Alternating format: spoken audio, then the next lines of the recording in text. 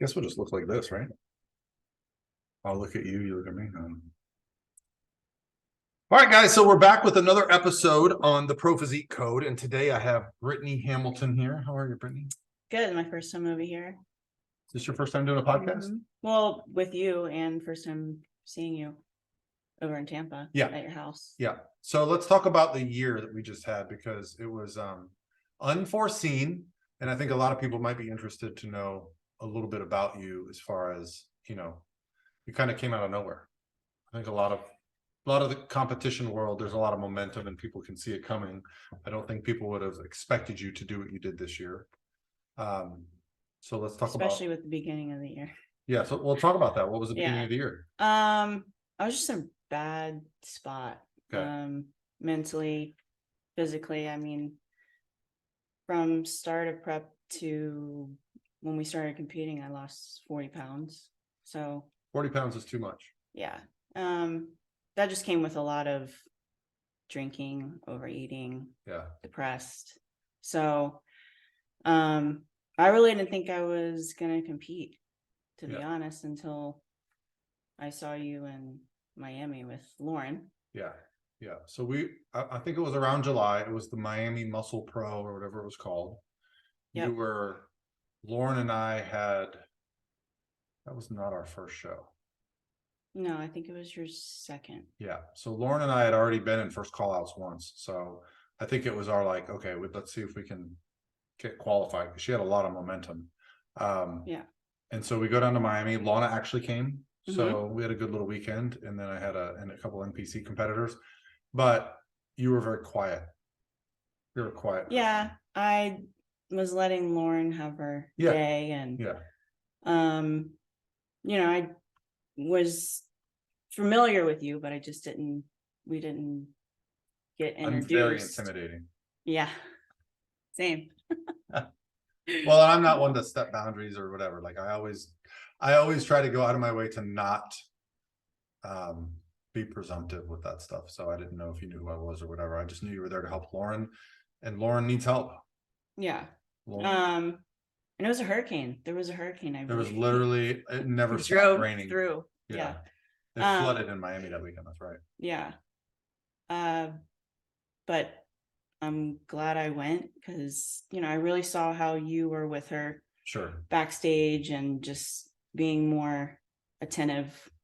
And I liked that. So, and this was like my lowest of the low at that point. And I really needed a push.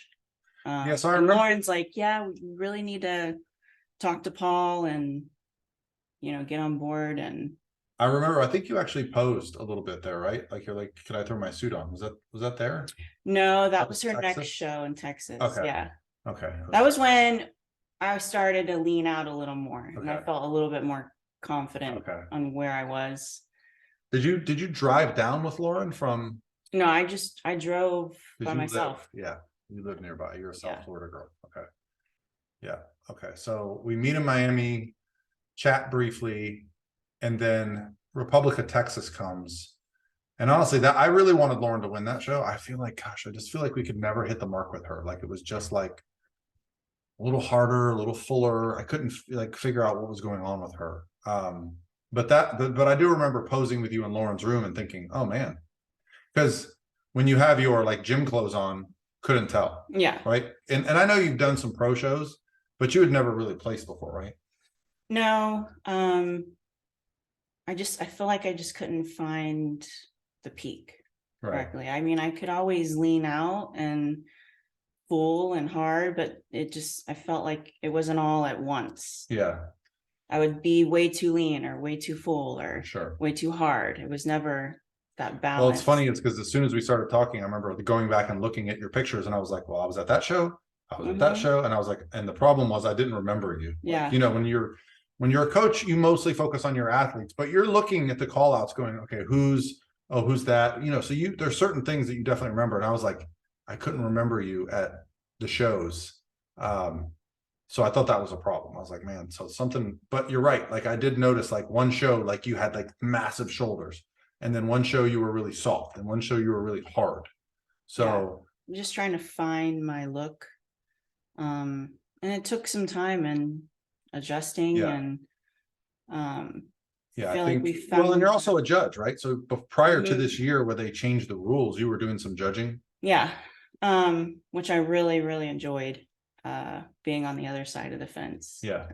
It's learning too, for me, on, you know, what exactly they're looking for, or what exactly the reason why they pick what they pick. Right. And then once they, you know, start to explain it to you, you're like, okay, that makes sense. I get why that girl got chosen over this girl with, so yeah, I'm looking forward to going back to that once I hang up the heels. Yeah, I think having your input, I remember you came to Tampa Pro, and just having your input with Daraja, you helped me with her front pose and some things like that. And you see the athletes' physiques through the judge's eyes. Did that help you this year, looking at yourself, or do you still struggle to be objective with your physique? If you notice from the beginning of this year to the Olympia, my posing changed a lot. Just you start seeing it, you start videoing, you start seeing yourself on stage, especially with, you know, the photographers giving us that video of us on stage. That helps us a lot. That's a learning tool. Yeah. You go back to the drawing board, you adjust some things. Because my posing's totally different. Yeah. Got way more confident and comfortable, and just became more organic about it. I don't practice posing a lot. If anything, I just practice holding my front pose. Right. But everything else is just more organic. It's just whatever happens out there. I mean, I have bases of a routine, but if I want to throw something in, or if I just, it will go in. Yeah. Or if my hair gets in the way, or, you know, you make it work. I have some girls that are so obsessed with like, oh, watch me walk, watch me this, watch me that. And I'm like, for the most part at these shows, they want to see your front pose, your back pose side by side with the other competitors. Yep. That's where I'm making the bulk of the decision. So if you don't have that down, that's the thing to focus on. Once you've got your front and your back pose, then you can have some fun with things. Yeah. But I think, especially when you see the sport through a judge's eyes, which it took me a few years to do too, because I think as competitors and as coaches, we look at the athletes and we want them to win based on how we want them to look. And you have to learn to just pull your ego back and go, but that's not what they want to see. Yeah. Right. That might look really cool to me, but that's not what they're going to reward. And so it was really helpful having you kind of look at athletes this year, because you're also very blunt. You know, you're very respectful and tactful with your bluntness, but you'll say like, that's not right. That's not going to do well. That's too soft. That's too hard. You're doing this, you know, so that's the only way you're going to learn. Yeah. I mean, that if you're never getting feedback, you're never going to know. And that's why it's so important. Some girls and guys, especially, I feel, just get this like ego thing, like, oh, I know what I'm doing, or I don't need to hear what they have to say. I know what I need to work on. But what if it's just like one little thing that you didn't think of, or that you didn't see? Yeah. That could make a huge difference. And, you know, some people just don't want to hear it, or they don't want to face it. Especially as you go up in the sport, you know, obviously when you're like a novice competitor, even doing open classes, like you can get away with certain things, but the farther you go up towards that pro and Olympia level, the tiniest little things start to matter. Right. And so that's where like having a good eye really helps. And this year with you, what's fun is our first show we went to, was it Savannah or South Carolina? I forget them. We went to South Carolina, Excalibur. And that was, I thought your conditioning was very good, but it was Sandy, who you thought, oh man, she's, you know, historically you haven't placed well with her. But we got into that first call out right away. And I think that was a huge little boost. That always helps. That first show, if you land in that first call out, you're in the mix usually. Like it's really hard for you to get kicked out unless some big hitters come up and play. But if you can manage to swing that, you're going to be in the mix, and you're going to set up for a good season. It's just climbing from there. Well, and it also lets you know, like, okay, we're on to something. Having never gotten a first call out before. Yeah, that was huge. You know, that's a nice and historically, I think you had always done like huge shows like Tampa and New York and Pittsburgh, right? Yeah. So, one of the things I've really learned with competitors that are not super established is like, okay, we've got to establish ourselves. And it doesn't always have to start it. I mean, Pittsburgh Pro last year was like a mini Olympia, right? So there was girls that weren't in the top 10 that were in the second call out of the Olympia, right? Yeah. So that show, trying to remember who won that show. Last year? Little Alessia, the first show you did. No. I haven't done Pittsburgh. No. This year, the first show we got first call outs in that show.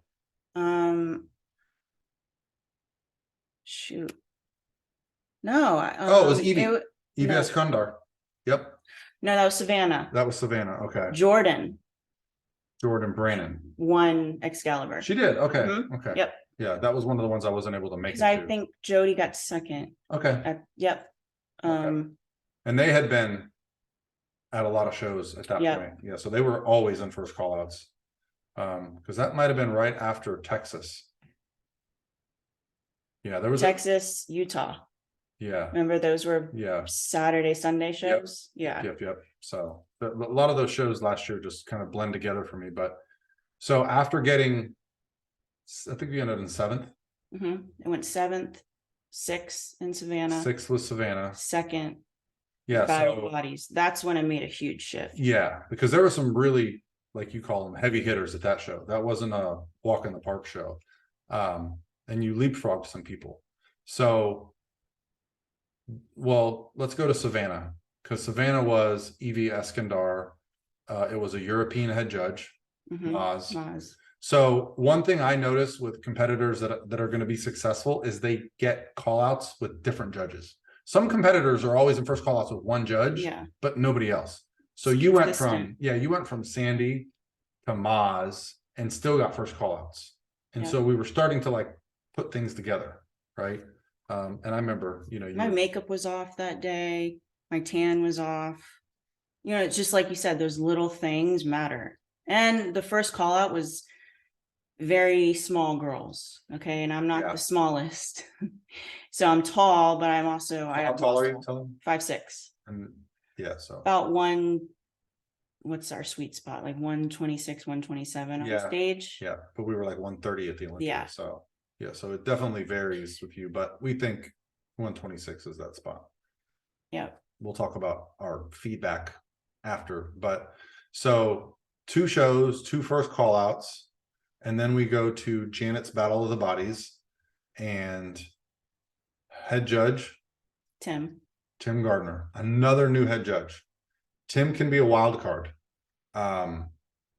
He's a completely different set of eyes that doesn't judge with the frequency of some of these judges. So there's times where, I've seen things go differently than I was expecting with Tim, but right away, that was kind of a fun one.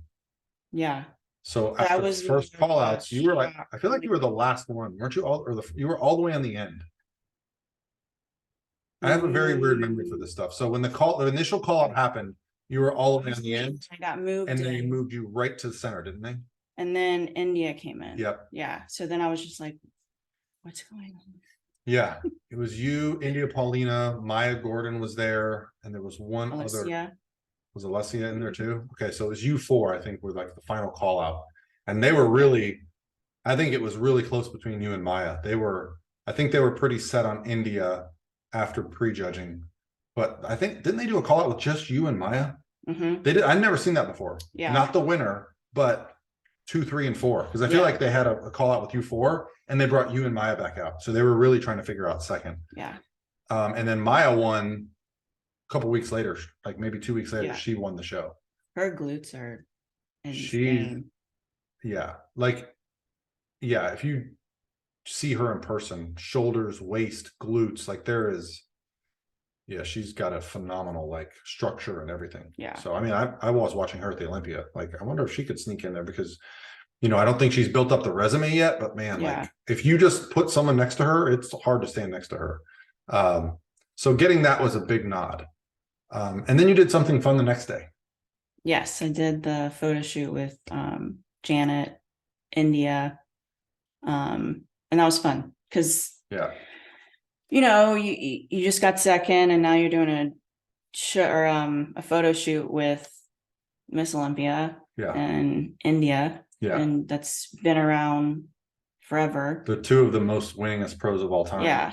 So that was cool. Yeah. Sweet girls. So the next weekend we gotta tell the story of the check. Oh God. So we go out to dinner after the show, and the promoter, Janet, actually handed a check to Brittany, and she had no pockets. So I said, I'll put it in my pocket. I don't remember what it was, $2,000-$3,000. Yeah. It was. But I mean, it's a big deal. And I still don't know where that check is. First prize winning. First loss. You know what's gonna be really funny is one of us is gonna find it one day. Like, it's somewhere. Yeah, had to call, avoid it, get a new one sent out. So bad. The next day I remember driving over. At least I had the big one. Yeah. The bank doesn't take the big one. Yeah, I know. But yeah, that was a good night. Yeah. I mean, now you're like, now the momentum's really because you just beat Alessia, who's never beaten before, who's been an Olympian. You beat Maya, who was an Olympian, and stood toe to toe with India, who's one of the most decorated bikini pros ever. And I feel like that's when you went, oh, like, I got a shot. This is happening. Yeah. And we had a show the next weekend. We had an option for the show next weekend, and I don't think we hesitated. We had to be there. Yeah. Yeah. Which was another head judge I've never been in front of. Completely new head judge. Actually, it was Steve DeVore, who he judged Hawaii as well, but he's not a head judge that I had been familiar with. Yeah. I was like doing my research, and I'm like, don't know what's going to happen there. Yeah, I've never been in front of him, and if I have, I wouldn't remember. Right. He's never been a head judge when I've competed, so that was a little nerve-wracking going in, just not knowing what he looks for or what he likes. Because they all have a little bit of different eye. Just a little harder, a little fuller, a little, more petite, whatever it is. Like, and that lighting was pretty harsh. So I feel like it made you look harder. It made me look harder. Yeah. But I don't hate that, because you were still making a name for yourself. And at that show, again, the girls you were standing next to, I think Alessia did that show again.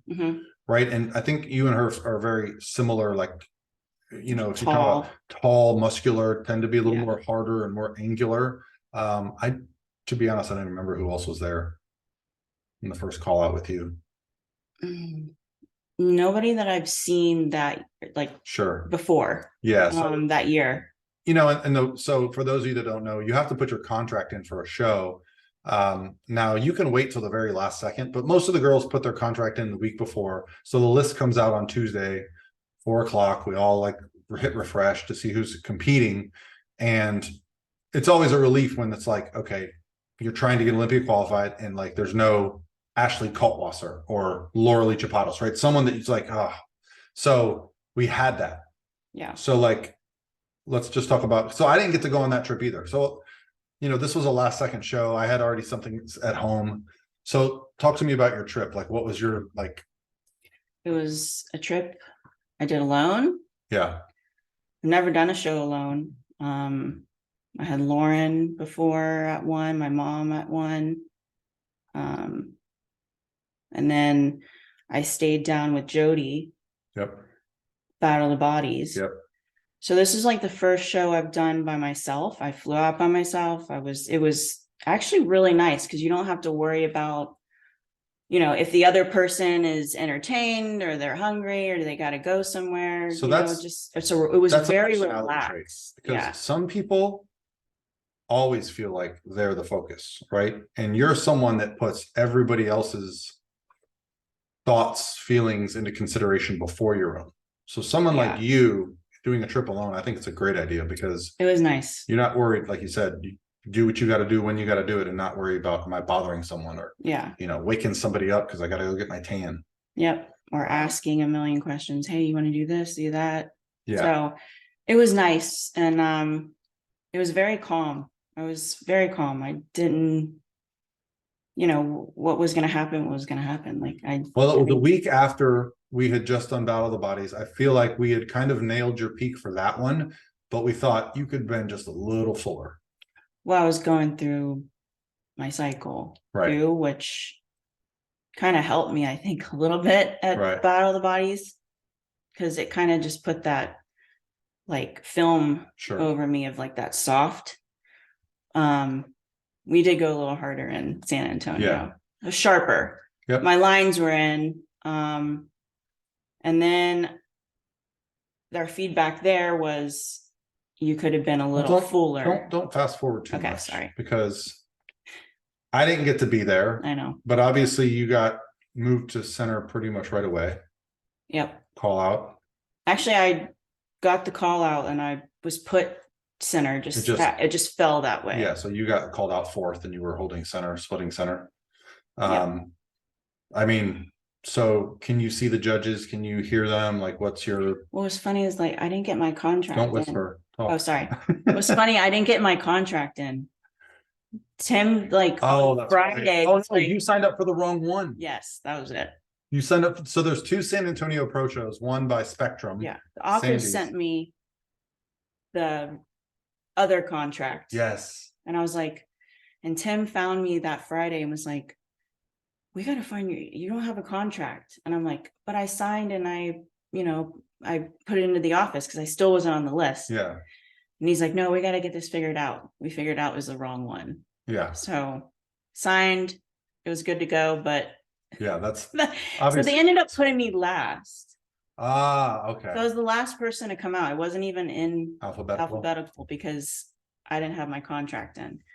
But yeah, that would have been one hell of a note. Just, hey, I'm here. Oh, we don't have a contract for you. You're not in it. They've done some pretty funny things. Like, last year, Laura Lee didn't put her contract in for the Arnold. She didn't apply. Oh. And she got in the Arnold. Right. So I mean, they're going to do what's in the best interest of the athlete and of the sport. Yeah. You were already there. Imagine they make you watch. Yeah. And Tim knew I was already going there because I told him about all the bodies. So and for those that don't know, pros don't pay to enter a show. So it's not like you hadn't paid. Yeah. It's literally just signing your name on a piece of paper. But I think that's like liability. That's all the kind of stuff that you have to do for the stage. So, all right. So pre-judging, you're holding center, never really get moved around much. No. How many call-outs did they do? I can't remember. How many were you in? I think first and last.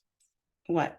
So different judges do call-outs differently. So for example, Sandy almost always does this. First call-outs is like 6 or 8. Yeah. The second to last call-out is 10 through 5. The final call-out is 1 through 4, or it's 6 and 4. It's 1. So did they do the call-outs with you? Like first call-outs, you go back to the diagonal. Did you come back out? Yes. I think 4 came back out. Okay.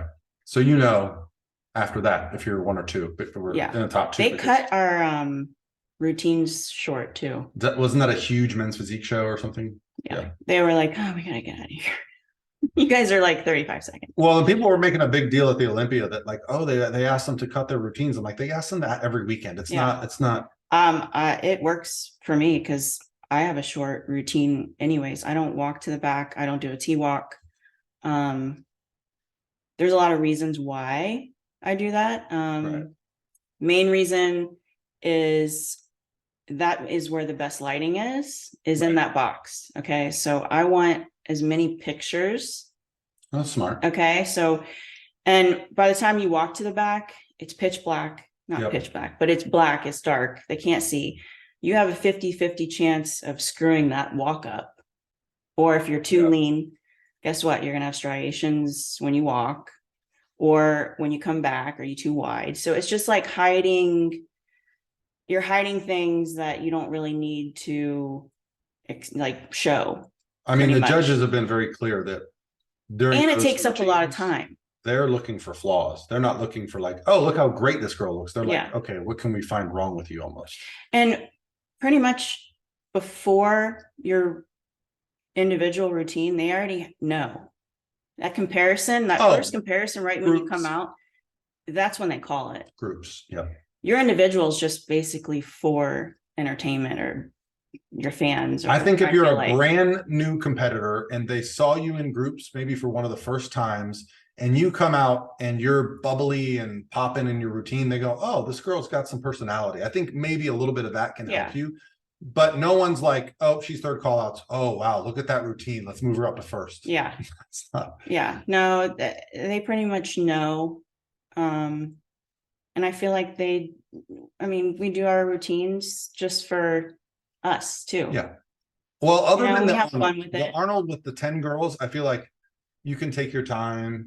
Because there's only 10 people in the class before him. But believe me, at the Olympia, like after 70 those groups, there was 54 girls to go. No one was like, I can't wait to see all these routines before call outs. Yeah. It was like looking at the watch, looking at the letters on the stage. So all my girl, you were 22. Daraja was 24 and Sally was 26. So and Lana was 12. So I had all my girls done before halfway point. Yeah. So I was like, exactly. I was checked out after that. Yeah. So I like the shorter routine. And like Sandy always says, when you're up there, hit your good poses and get off. Yeah. Because you're going to start picking you apart. Especially with that walk. I've seen some really good front and back. And then when they start walking, it's just like, well, and if it's close, they'll walk you in comparison. Yeah, exactly. So you're doing the walk. So, it's just, you don't need to do it. Right. All right. So you come back for finals. They're saying 5th, so-and-so, 4th, so-and-so. Like, what's going through your head? Do you think you have it? Or are you just like, whatever happens? Yeah. It was, I felt it. Like, I felt like I saw the comparisons. Yeah. I'm like, well, it was a gut feeling that I nailed it this time. Yeah. And then, I didn't hear my number for a second. And then that's when I lost it. I was like, just feels like all this weight just comes off. And it's just everything you went through was just worth it. Right. And then, kind of just. You were crying. Lost. Oh, yeah. I was like bawling. On stage. Tim's wife like putting the thing on me, and I'm just like, I gotta get my shit together. I'm sure all the girls were hugging you, right? Because I think one thing I've noticed about pro bikini is that the camaraderie is a little different, because you guys all, no matter who ends up winning, everybody knows that it's somebody that went through a lot of shit to get to that point. It wasn't just like a couple shows. Like winning a pro show, the odds of that are just so difficult. Yeah. So, and especially like this wasn't your first year competing as a pro. So like, I'm sure at some point it's been a build up. Right. It's just like winning your pro card. Like there's some girls that have been competing for years and haven't gotten their pro card. And then like that final, maybe that one shot and you get it. It just feels like, it's like a relief. You can like take a breath and it's fun. And then you start all over again. At the pro level. It literally is almost the same exact experience, because outside of a few occurrences, like once you get to that pro stage, you're not getting noticed right away. It's going to be a few shows, and then get some feedback, and then make some adjustments, and maybe take an off season, whatever it is. So all right, so now we're going to the Olympia. Yes, we did one more. We did one more. Get another look, because we could have been fuller, they said. So a little fuller, and we did another different head judge. Bill. So 4 shows. So 5 shows, 5 judges. Yeah. 5. Yeah. So it was Bill Sibilia, who is at this point, he's one of the busiest pro judges. Yeah. He judges a lot of the pro shows. It was Tim's show in Tampa, so you got to drive up. It was a nice weekend. The weather was great. Got to hang out with me, you, Evan, your friend Ashley did the show. So we just had a nice vibe that weekend, right? It was just and there was no pressure anymore, right? Because we already qualified. We're just here to get a different look. Yep. We went fuller, and I overate a little bit because I wanted to be fuller. Touch, it was just, I think. It was enough to blur some of my lines that they were looking for, and that makes me stand out and makes me who I am. And Bill, to be fair, does like a tighter athlete. Yeah. He's going to err on the side of tighter, I think, than fuller in most cases. But you were San Antonio. I would have been, if I had San Antonio look, I would have been better. I would have been more in Bill's favor. Right. However, even with all that, you get second. Yeah. So to me now, it's like, okay, we've done 3 shows and you've been splitting middle 3 shows in a row. That's a big deal. That's a signal to everybody in the bikini world that like, okay, this girl's here to be competitive, not just, it wasn't like a one show wonder or anything like that. Like, it's like, okay, so now I wanted you to do one more show and you're like, no, let's just focus on the Olympia. Yep. So, because that first part of the year, I was in prep, but I was dragging ass in prep. Right. There was no like momentum. I would be high, low. There was no like consistency. But once I like started, it was just, there was no you were a robot. I remember commenting to you many times, like you were just a robot. Like every week was perfect. Your diet was perfect. Your cardio was perfect. Your sleep was perfect. Like you were so hyper focused on the specifics of your goal that like nothing else got in your way. Yeah. But my thinking was like, I wanted you to do a show because we had a long time. It was like, was it October hurricane? Yeah, October. So then we had till December for the Olympia. That's just enough time to get into trouble. For me. For anybody. Especially. You know, the 8 weeks, 9 weeks, that's that period where like you can lose a little bit of focus. So I wanted to have one more show on the radar, but I also respected your thought. Like, I just want to do the Olympia. Like I want to enjoy it kind of thing. Yes. Yeah. So we go to the Olympia, you get there on Tuesday night. Yeah. So, I mean, and this is an exciting Olympia because it's back in Vegas. So like, what are you like, where's your head at? At that point, I was tired. Yeah. Because once again, the cycle was like, this whole season has been around this freaking cycle. I feel like that was the case almost every show. So I was fighting it, but I mean, so right before you just have no energy.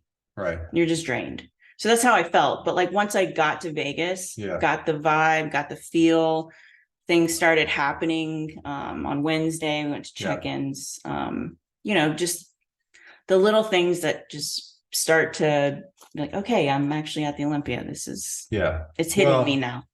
The thing about the Olympia in Vegas is the energy is just so different because you've got the press conference over here. You've got the meet the athletes over here. We go to Flex Lewis's gym and pose. Yeah.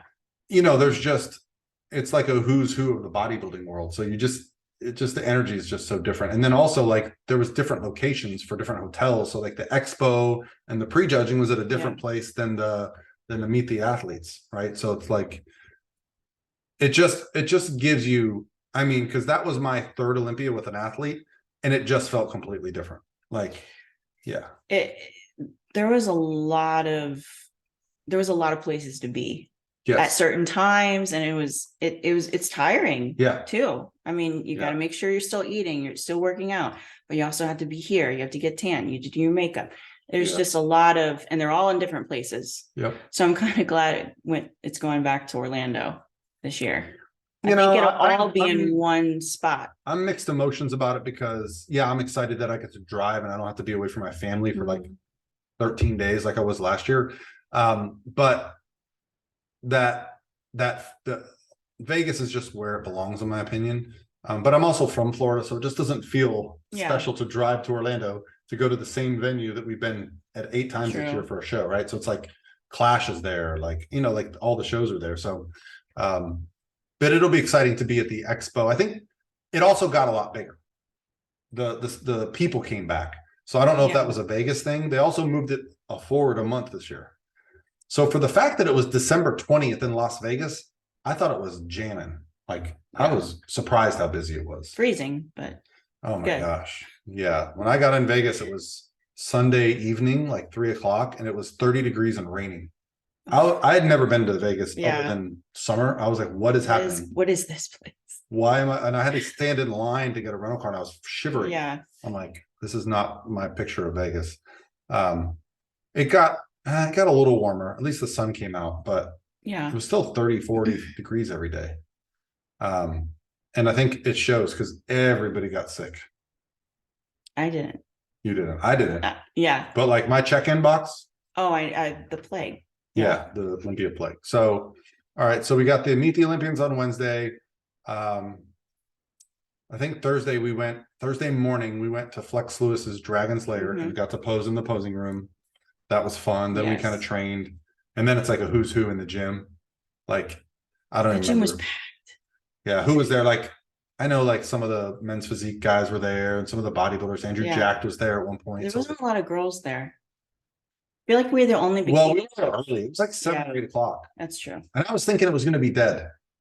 And no. It was hard to even get on a call. Everyone's probably going there just to see the Olympians or who shows up or. No, I remember my first Olympia, Lane was actually the announcer. I was new to this. I definitely had nobody competing there. I was just like, oh my gosh, I remember walking through the hotel lobby and Phil Heath walked by me and like, I was like, what's up, champ? And he fist bumped me. I was like, dude, I just fist bumped Phil Heath. Like I was like the most amazing thing. Like you thought I met The Rock or something. But I agree. Like that's part of the excitement of going out there. It's like you're following the stories. What gym is everyone at? I promise you that first year I was like, oh, so-and-so's at this gym. Let's go. Yeah. And we would go to that gym. So there is some of that too. And then, like you said, the added pressure of you've also got to keep your routine. Like you gotta. So I think the first Olympia is more like enjoy the experience. And I think. Well, I had no expectations either. I made it. That was my headspace. I made it, enjoy it. Yeah. Next year, if I qualify, then I might, start saying, okay, I want to be top 15 I think or top 10, as an athlete, you want to improve. Oh, absolutely. So, so next year's second callouts or first callouts. Top 10. We're fighting for top 10 next year. So let's go through the show because you guys were on Saturday morning and Saturday night, which was awesome. But Saturday morning was prejudging for classic physique, men's physique, who were the two largest classes. I believe men's physique had 70, classic had 60 something, and you guys had 54. But they took a nice little break. So you guys do exactly when you were going to start. It was like 1:30. And the backstage area is huge because it's the Olympia. There's weights back there. I mean, was that the best backstage? Yeah. Trailers with mirrors. Yeah. Bathrooms. Yeah. You don't have to walk anywhere. Yeah. It was very chill. Yeah. And there's NPC News Online footage of them walking around backstage. Have you seen that? Yeah. Yeah. So I'm sure you got a nice pump and you felt really good walking out, right? Well, I told you, I'm like, I need weights. Yeah, your glutes. I mean, that's the first thing when your group turned to the back. Steven was sitting next to me. He goes, she has the best glutes up there. And I was like, that's a good place to do. They were full. Yeah. But we were also full everywhere else. Yeah, your lower back wasn't as tight as it was earlier in the year.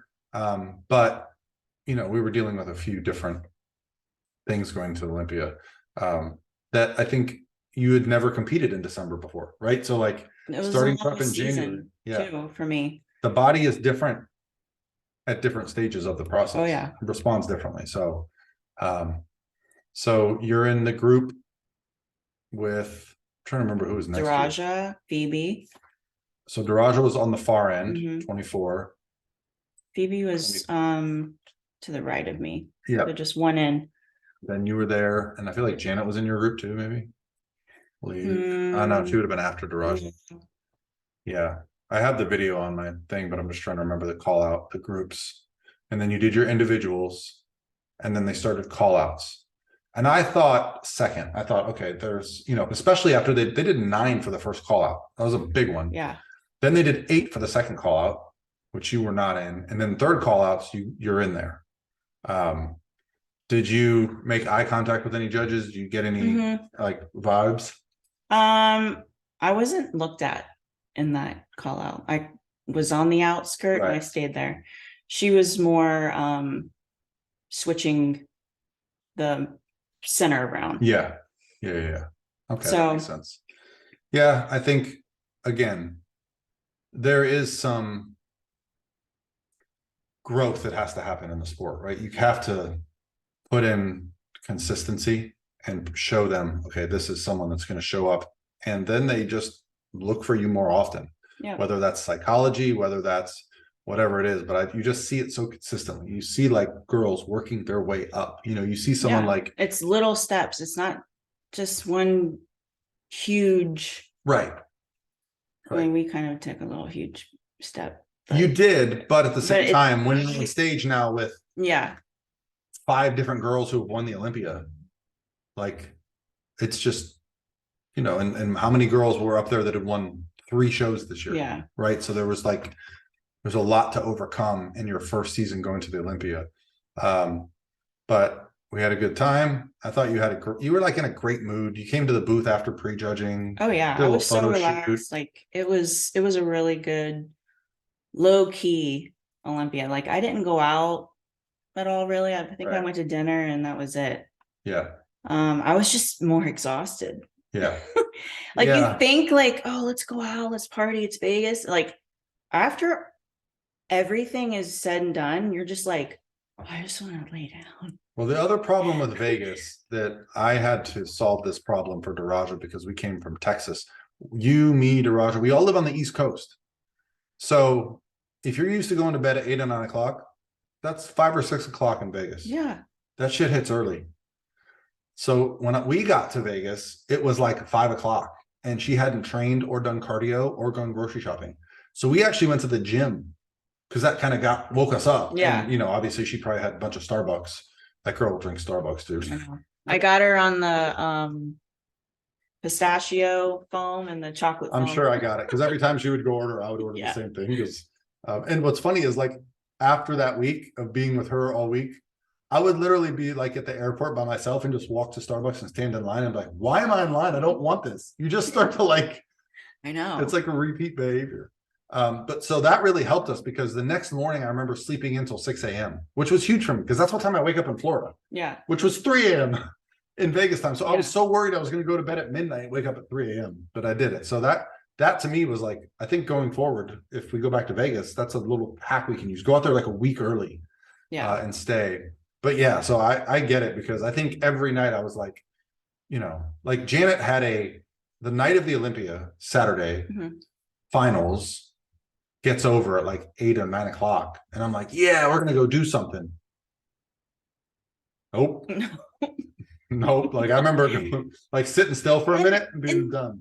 All the restaurants closed.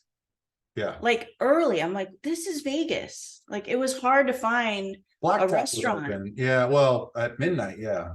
You went to finals, right? Yeah. I went to finals, but I mean, after that, it was really hard to find a restaurant that was open. Yeah. But we found one at 8 and I was in bed. Yeah. I didn't hear from you. Because I had to shoot the next day too. So I couldn't really, I didn't really want to screw the pooch on and looking like shit the next day. If you haven't, my first couple times going to Vegas, you definitely say yes to every opportunity. Get in this I always shoot with go Rob. to this bar, but like that's why I was like, I need to be looking good for that photo shoot the next day. Yeah. But maybe next year. I don't know. I'm not a huge club person. Same. You can't hear people. I like to sit down and talk. I like lounge bars. Yeah. Dinner and then a lounge, like have a, nightcap and call it a night. Yeah. So, and then I had actually planned to stay until Monday. What did you leave? Red Eye Sunday. Yeah. Cause we hung out on Sunday. Mm-hmm. Yeah. We went walking around and hung out. Yeah. So, I mean, I had a great trip. Yeah. This was just great. I mean, for those that don't know, Brett Contreras lives there and I stayed with him the whole week. It was so nice because his house was like a half an hour from the strip and it was out in like the edge of the city on the mountains, and his backyard is like an oasis. And it was like we had our own little world out there where we could just kind of like go. His house stuck out like a sore thumb in that neighborhood. Yeah, so funny. It's like ranches, horses, and then this like ultra modern black hipster. Yeah, black neon lights and like, especially at night because it's all like purple and blue inside. Brett definitely has a style. Yeah, but I'm glad he's moved to Fort Lauderdale. Yeah, I'll wait till you see his house. Well, it's like take that house and put it on a canal. It's on a canal in Fort Lauderdale. Yeah. So that was cool because my wife actually co-brokered that deal. She worked with her best friend in Fort Lauderdale because she does Tampa real estate. So they found bunch of houses for him down there. And it wasn't easy because Brett's particular, he knows what he wants, and he wants like this thing, and this thing, and not that thing. And, that's the hard part about real estate is like, finding the perfect. Oh, he's so happy. I can't wait to go down. He's cleaning out his house in Vegas now. And he's opening a gym too. So yeah. Glute Lab Fort Lauderdale. It's going to happen. He said he's been training at that powerhouse that we trained at in the mall. He's like, yeah, people stop him all the time. He's like next level famous. Like my wife went, when they were looking at real estate, she's like, everywhere we went, someone stopped him. Like the grocery store, the Starbucks, anywhere. Yeah. He's next level famous. Yeah. So, but that was a nice retreat to have that, because I felt like when we came in to do the show and we came, that's what I was there for. Because sometimes staying on the strip, it's hard to get groceries. It's hard to like cook. Oh yeah. Like I had to go to his house to cook chicken. Yeah.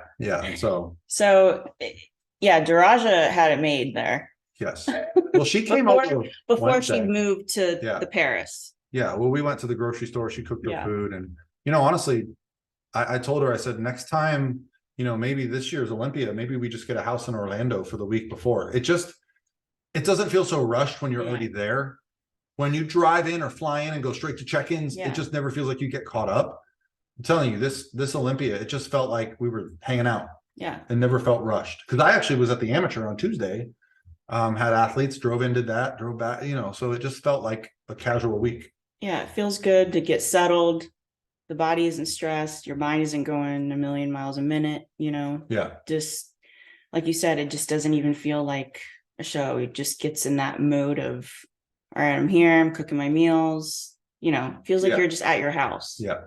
All right. Not at a hotel. So I feel like we should do that. Let's get to the feedback. So I got feedback from Joe. Okay. And Jack. Okay. Still need to email Sandy. So you're going to see Sandy at the women's event. So maybe I don't want to bother there. So I'll probably just wait till that's over. I would have your front and back picture on your phone just in case she's sitting somewhere and she's like, hey, Brittany, because she loves that stuff. I think she would rather do it in person than email. Yeah, save her an email too. Yeah, she always says that. That's why she stays after at all the shows. Yeah. Nationals. Okay. Her and Becky literally after Nationals ended, they went out into the lobby. They closed the doors. She just stood there until everyone was gone. Yeah. Sandy's amazing. She is. Yeah. So the feedback was my waist. It's too thick. Yep. And they said top to bottom though. I mean, I was balanced. Like my glutes were really full. I was really full. It's just, so was my midsection. Yeah. So that was, I think I stepped on stage like 131. Right. And it's a big difference between 126 and 131 when it comes to on stage. That's a huge. I mean, the tough part is like you at 126, you had striated glutes. So we had to be super full. Otherwise those lines will be too hard. Whereas at 130, when you fill out, it just blurs and kind of softens you. So it's like, that's the difference with, and not to say we didn't try to get back down to 125, but I think it was just a different. I can't go max full. Right. Like I'm already too dense, I feel like, and tall. So when I hit that fullness, it's too much. Right. We got to stay like half full. Yep.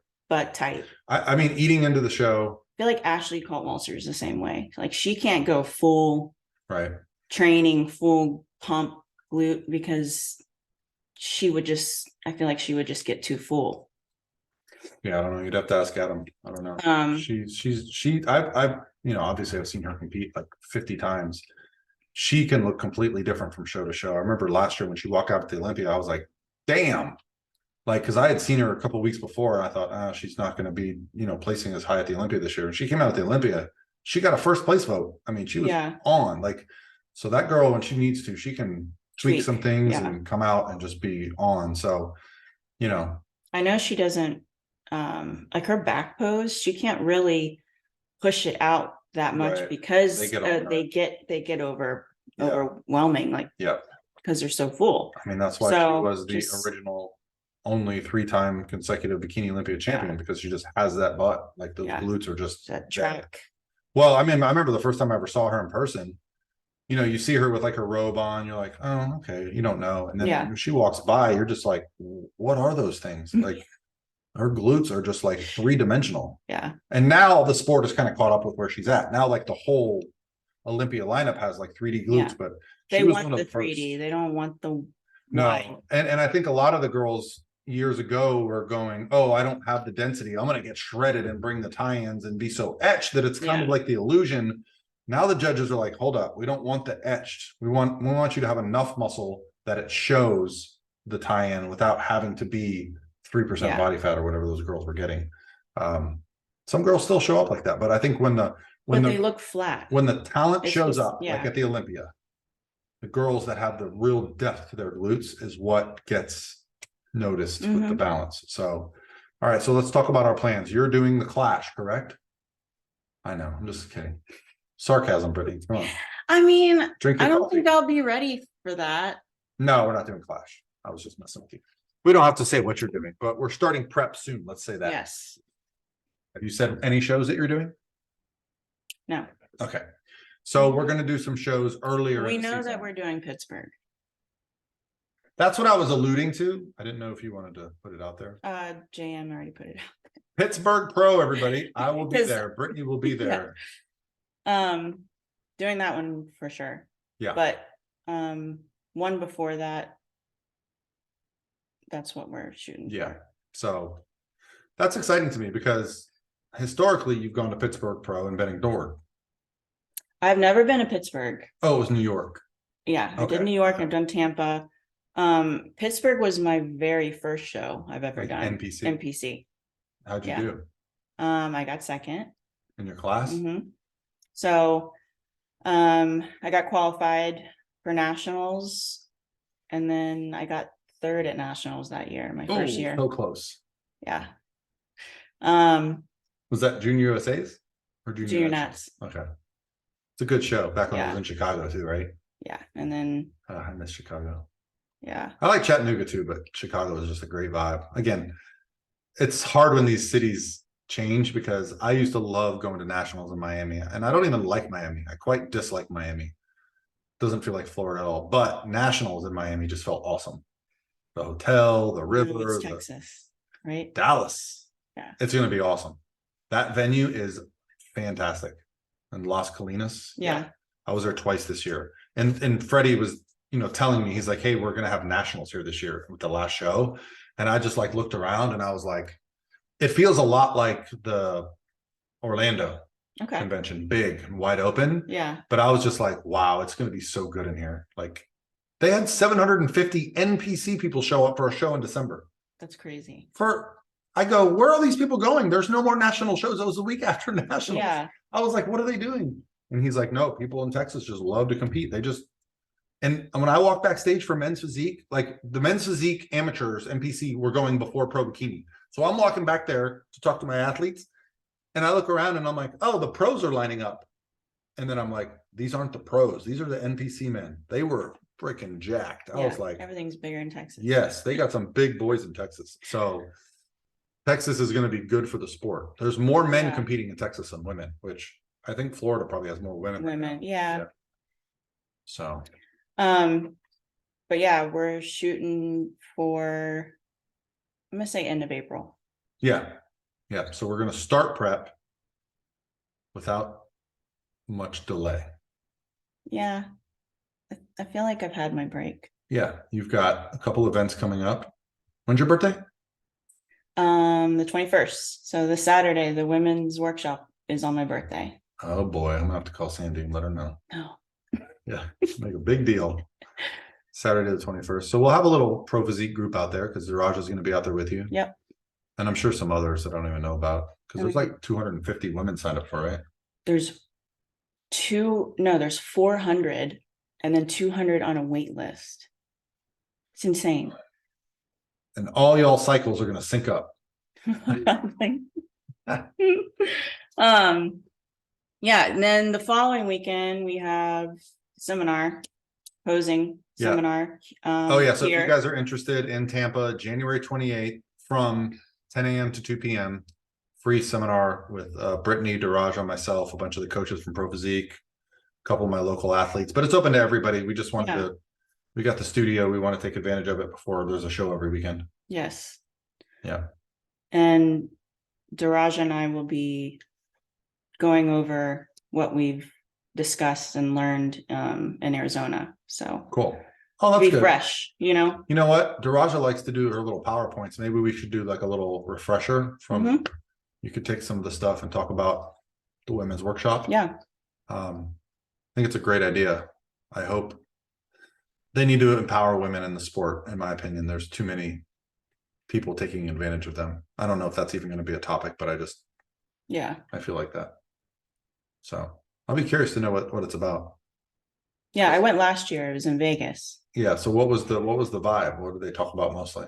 A little bit of everything. And they did like posing seminar. We're gonna split up, worked with the pros, what they're looking for, how much how many women are actually involved that we just don't know about, that are like behind the scenes, the kind of thing. And they're coming forward and like a Sizemore, like Bernadette and just getting, more familiar. Yeah. I guess I know them all because I go to all the shows, but I see what you're saying. Yeah. No, there's some awesome. Kind of brings us all together. And so. Yeah. Well, since I started coaching, Sandy was the only female judge. Now you've got Becky, Etala, you've got Bernadette judge, like Mo, like there's me. Yeah. Well, you can't anymore till you're done competing. Not soon. Not soon. Get out of here. But yeah, I think more variety in the judging is helpful because I think, from my perspective, when I first started going to shows and watching bikini, it was a bodybuilding show, and then this bikini division would come out, and no one knew what to judge it on. Yeah. And a lot of the guys that were judging it were guys that were there judging bodybuilding, and they were putting up with bikini. So, and some of those people are still around. So I think there's still that making sure, and I think that the pro league has done a great job of keeping bikini, because it would be very easy for them to go just a little more, just a little more, a little size, a little conditioning. But, I think every time they crown an Olympia champion, that's what they're looking at. Okay. What's this going to do to the sport? And so the Olympia this year, I think I want to say perfectly judged. I just felt, you could argue placings amongst the top of the girls, but like there was no one in that first 2 call-outs that was shredded. Yeah. Or had one huge body part, and the rest, everyone was balanced. They were full, they were conditioned, they were tight, but they weren't over dieted. So yeah, I think I like the direction of the sport. There was a couple of years there where it was literally becoming like a diet contest, like who can be the leanest and hardest. Which I'm fine with that too. Like if that's the standard, then we know what to do. It's like a bodybuilding show. Who's going to win? The guy with the most muscle, who's the leanest. Like it's not. Exactly. Yeah. It could very easily go to like a little figure. It started to. Yeah. I think like with Issa, they realized like, oh, every girl is now building their backs and doing a lat flare. And then they started saying no lat flare in the front pose. Yeah. Yeah. And so it's a slippery slope because the sport is bodybuilding. And as an athlete, you're going in the gym training, you're going to put on more muscle over time. Yeah.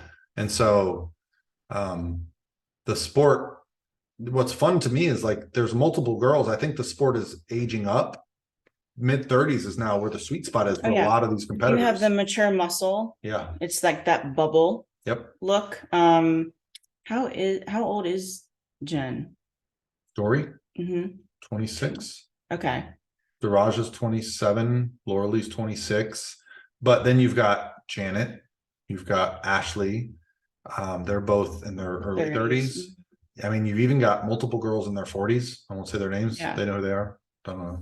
On the Olympia stage. Yeah. So yeah, I mean, Adam made a good point the other day. I was watching one of his podcasts with Lana, and he said, we haven't seen anybody age out of the sport yet.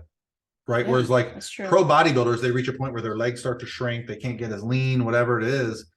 with bikini, the original competitors were Janet and Ashley. They haven't aged out. They were the original, like winning the Olympias. Like the girls that were winning the Olympia the first couple of years, they just didn't stick around in the sport. They went and did other things. Sonia and Natalia Mello, they went and did their other part of their life. But Ashley's, what, 2013, 14, 15, or 12, 13, 14, I don't remember what years, but you know, whatever years those was, she hasn't aged out, so we haven't seen it yet. Yeah. You know, I mean, you just get more in tuned, and I feel like you just know your body even more the more and more you do this. Yeah. And you learn something. And I don't know how old Maureen is either. I don't either. She could be over 25 or under 25. I mean, she's been around for a minute, because I looked back at her record and I was like, oh, she's been competing for a few years. Yeah. Because I feel like she kind of snuck up on the sport, but then if you look at her competition history, she had won Tampa Pro a couple of years ago. Like, she had some big wins. Yeah. She's just not someone that competes year round, which is great because she's fresh. Yeah. So I don't know. I have no idea how old she is. Yeah. It's kind of hard to tell because everyone, I know, hair, makeup, tan, everyone kind of looks the same age up there. Yeah. So yeah, I think everyone got nervous when Issa won, because they're like, okay, this girl's like 23. How are we gonna get a waist looking like that? So much muscle, so much shape. Waist is gone. That she's just gonna win for the next 8 years. Yeah. But you know, she wasn't. That changed. Her consistency is not as good, but she is a champion. Got a little too big. I mean, she got too big. I mean, she was the standard, and she changed. It's hard to not grow when you're lifting weights and eating, right? So you gotta, you know, I'm learning this with you, and I'm learning this with Lana and Daraja, like how to set up training for someone that does put on muscle. Because a lot of people, like, they don't put on muscle very easily.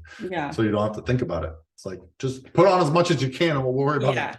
Versus like you guys, and it's like, okay, we have to make sure we're not, like, you've gotten feedback before that your shoulders were too big, right? That's been my whole life. Yeah. So like, but they weren't this year because everything else came up. Yeah. So, and I mean, they came down to a more manageable place where you could actually train them once a week and pump them up on show day. But yeah, looking back at your, you know, you look at a football player, just your whole upper body. All right. Anything else you want to share with the peoples? How many shows are we going to do? So my ideal scenario for you is we do 3 shows April, May, get you qualified, shut it down, get the feedback, and then we come back in September, October, do another show around here, dial in the peak, and then drive over to Orlando and get top 10. So 5 shows this year. And then apply for the Arnold. Yeah. I think with the show being in November, that gives you all of November, it's the 5th, all of December to kind of recover. Then we can reverse properly, but start a prep right around January to be on the Arnold stage and hopefully get top 5 at the Arnold. So like, yeah, like I think at least in the current landscape, you know, the Olympia and the Arnold are the 2 big dogs. Then you've got Pittsburgh, Tampa, New York, Toronto, you know, some of those titles. So there's probably some like those Dubai shows. I don't know, like even that show in Japan with the spinning stage and it looked like a rock concert. I'm like, they always go big over there. Yeah. The Texas fireworks, everything. Texas. Yeah. The show that Daraja did, it was in Dallas. It was Battle of Texas. Yeah. Fireworks. And like, like they're giving out like iPads and like they just go all out. Like it feels like an event versus sometimes you like in the little rinky dink hotel, you get your little number and you're like, oh, this is pro bikini, huh? Yeah. So I think more and more of those shows that feel like they do interviews before. You got the Manions walking around, Chris Bumstead's over there, like Pittsburgh. Like Pittsburgh feels like it's like the Olympia, but just take away all the Vegas. That's what it literally feels like. I remember standing, so I'm pretty good friends with Courtney King. I've known her for years, and we were chatting, and you know, Chris came over and was talking to Courtney, and then he left, and then she left, and this kid walks over to me and goes, "You know Chris Bumstead?" And I was like, I mean, he's right there. Like, I mean, I don't call him, but I know him. We chat.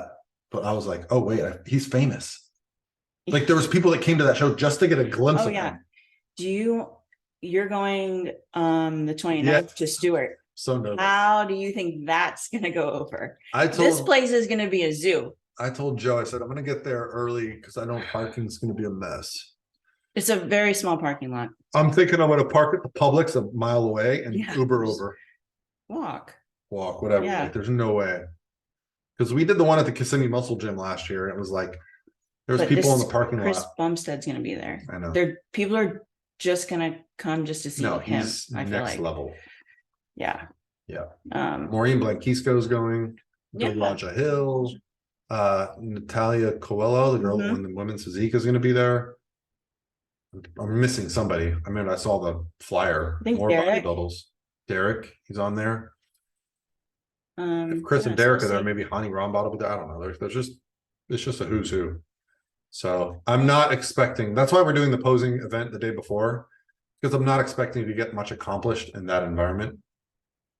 So it's gonna be a lot. Yeah. So Yeah. All right, guys. Well, we're underway. Are you going to the Arnold? No. You're not going to Ohio. Okay, so you will not see Brittany in Ohio. Come to our posing event. I'll be doing a lot of stuff around Florida. Yeah, that's for sure. Cool. Helping Serge out at a few of his shows. Yeah. Joe at the Clash, and yeah. So perfect. I'll be around my home state. And she even put Tanner on today. I did. Probably can't tell in this lighting, but all right, guys. Thanks for listening. Thank you. Bye.